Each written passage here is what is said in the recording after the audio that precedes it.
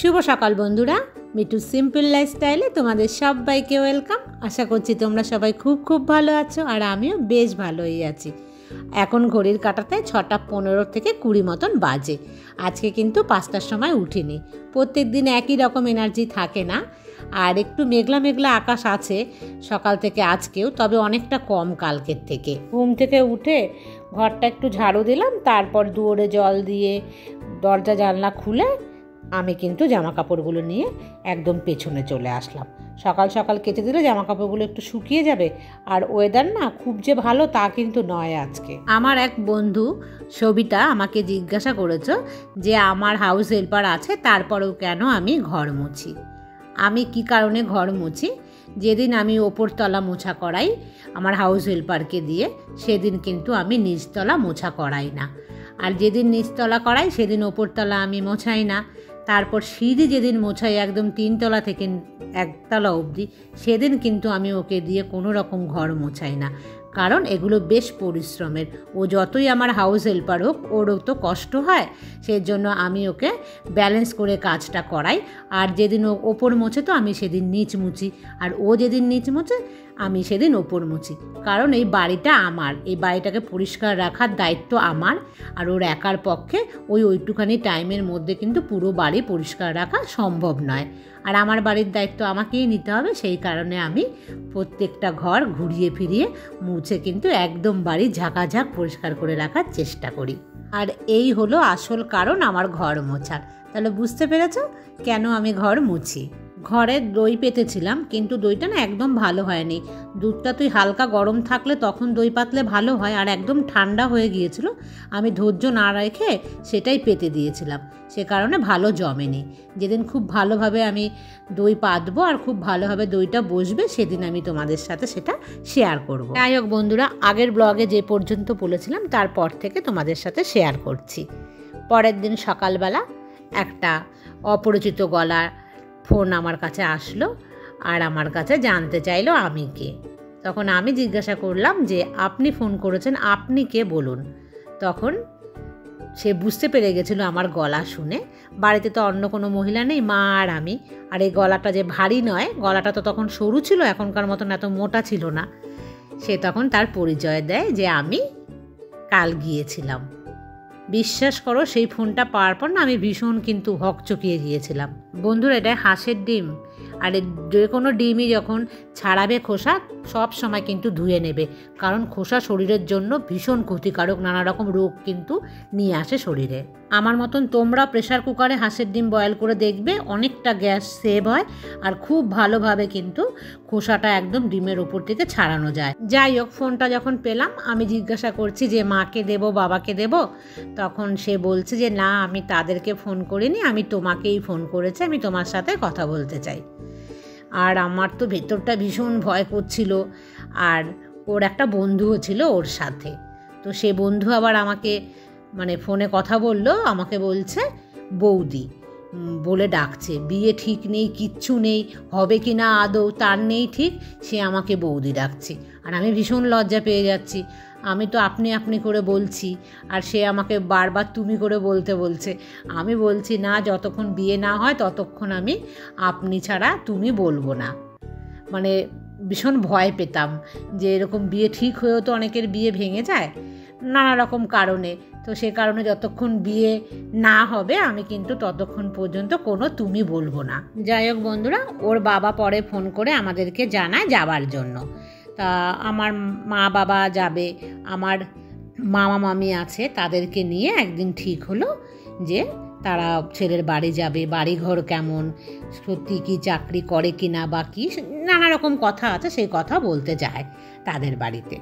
যাই হোক, তাদের বাড়িতে যাওয়ার পর কি ঘটছে না ঘটছে সমস্ত কিন্তু সে ফোন করে আমাকে বাড়িতে জানাচ্ছে যে তোমার মা বাবা আসলো, এই তো এই করছে, বসেছে, গল্প করছে, নানা রকম সে আমাকে সম্পূর্ণটা জানাচ্ছে। আমি ওখানে না থাকলেও কিন্তু আমি পুরোটা এখান থেকে ফোনে জেনে যাচ্ছি যে মা বাবারা ওখানে কি করছে না করছে। বাবা মা গেল, কথাবার্তা হলো সবার সাথে। ওখানে মোটামুটি কিন্তু বিয়ে আমাদের ফাইনাল হয়ে গেল। বিয়ে কবে? ধরো দিন 7 থেকে 10 দিন পর কিন্তু আমার বিয়ে।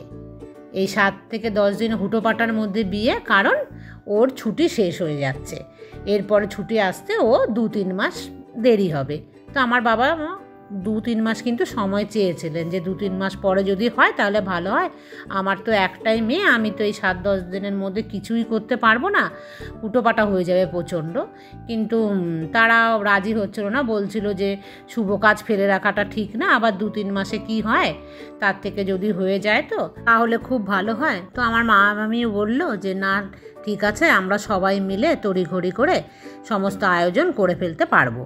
আর বুঝতেই পারছো এই মাত্র কটা দিনের মধ্যে একটা বিয়ে, তো মুখের কথা নয়, কিভাবে সামলানো, প্রচণ্ড হুটো পাটার মধ্যে, মানে একদম ভীষণ ব্যস্ততাতে একটুও সময় ছিল না। কিন্তু আমার বাবা বড় আয়োজন করে ফেলেছিল এবং ভীষণ ধুমধাম করে আমার কিন্তু বিয়ে দিয়েছিল। পাড়া প্রতিবেশী থেকে আত্মীয় স্বজন সবাই এসেছিল, খুব আনন্দ করে কিন্তু আমার বিয়েটা হয়ে গেল।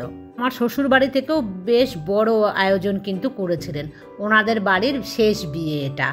আমার হাজব্যান্ড হলো ছোট ওদের ভাই বোনের সবার চাইতে, ওদের আত্মীয় স্বজন পাড়া প্রতিবেশী নিয়ে বেশ কিন্তু আড়ম্বরের সাথেই বিয়েটা হয়েছিল আমাদের।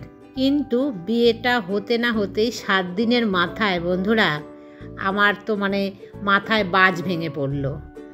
7 দিন পর আমার হাজব্যান্ড চলে যাবে, মানে তার ছুটি শেষ। মাত্র 7 দিন, কি হয় বন্ধুরা, 7 দিনে তো আমি ওই বাড়ির কাউকে চিনে উঠতে পারিনি। 7 দিনে কিভাবে বুঝতে পারি একটা মানুষকে আর একটা মানুষ, আর যেই মানুষটার সাথে বিয়ে হলো সেই মানুষটা 7 দিন পর চলে যাবে। বুঝতে পারছো আমার মনের অবস্থা কি হয়ে গেছিল। ওর দিদির বাড়ি আছে গড়িয়াতে, প্রথম আমি যাই ওর দিদির বাড়ি, তখনই ওই 7 দিনের মাথায় ও চলে যাবে। তখন ওর পোস্টিং ছিল রাজস্থান, আর আমি ছাড়তে গেলাম ওর দিদি বাড়ি। পরের দিনকে ওর দিদির ওখান থেকে যাবে হাওড়া, হাওড়া থেকে ওদের ট্রেন, গড়িয়া থেকে আমরা শিয়ালদা আসি, ও শিয়ালদা থেকে একটা ট্যাক্সি ধরে চলে যাবে হাওড়া। বললো আর তোমাদের যেতে হবে না। তা আমি আর ওর জামাইবাবু আর আমার হাজব্যান্ড এই 3 জনা এসেছিলাম শিয়ালদা অবধি ওকে ছাড়তে। বিশ্বাস করো বন্ধুরা, সেই মুহূর্তটা মানে বলা যায় না, যে আমি তোমাদের বোঝাতে পারছি না কি ফিল হয়েছিল ভেতরে। বন্ধুরা আজকে দেখেছো শশা দিয়ে ডাল করেছি, মটর ডাল, ভীষণ ভালো লাগে খেতে। আর এই যে আলু দিয়ে করেছি হাঁসের ডিমের ডালনা। আমি নতুন বউ, আমি না ওর পাশেও যেতে পারছি না, ওর জামাইবাবু আছে, তো আমার লজ্জা একটু লাগছে, কিন্তু বুকটা ফেটে যাচ্ছে। যাই হোক, ওরও ভীষণ কষ্ট হচ্ছিল, ওর চোখ মুখ দেখে আমি বুঝতে পারছিলাম ওর কিন্তু ভীষণ কষ্ট হচ্ছে। ও চলে গেল, আমি ফিরে গেলাম গড়িয়াতে।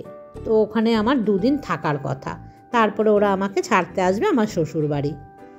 আমি না ওই একদিন থেকেই কান্নাকাটি শুরু করে দিয়েছি যে আমি থাকবো না, ওকে ছাড়া আমার ভাল লাগছে না ওখানে, কেন কোনো জায়গাতেই থাকতেই আমার ইচ্ছে করছে না।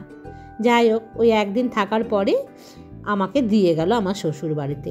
শ্বশুরবাড়িতে এসে ওই একই অবস্থা, আমার তো ঘরে ঢুকতে একদম ইচ্ছে করছে না। ঘরে ঢুকলেই মানে আমার যে বেডরুমটা, আমার কান্না পেয়ে যাচ্ছে শুধু, যে আমি কিভাবে থাকবো, আমি কেন আমার বিয়ে হলো এরকম একটা লোকের সাথে, যে লোকটা বিয়ে 7 দিনের মাথায় চলে যায়, এর থেকে তো আমার বিয়ে না হলেই ভালো হতো।